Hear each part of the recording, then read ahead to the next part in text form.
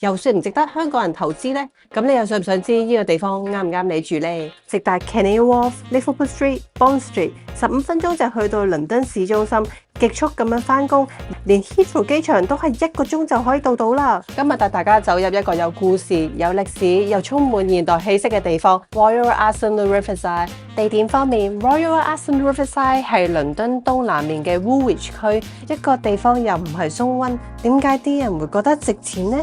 答案就係伊利沙伯線 （Elizabeth Line）。呢條線就係倫敦未來嘅交通命脈，搭一搭即刻可以去到倫敦市中心，去市中心仲快過搭地鐵返中環啊！呢條2022年先開通嘅伊利沙伯線，直達 Canary Wharf、Liverpool Street、Bond Street，15分鐘就去到倫敦市中心，極速咁樣返工，連 Heathrow 機場都係1個鐘就可以到到啦。